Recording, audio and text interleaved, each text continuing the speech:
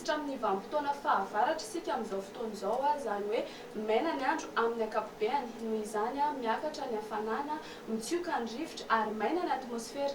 Rehefa amin'ny vanim-potoana toy izao no mora hiparitahan'ny afo ka manentana ny tsirairay hitandrina amin'izany. Inona ary no tokony atao?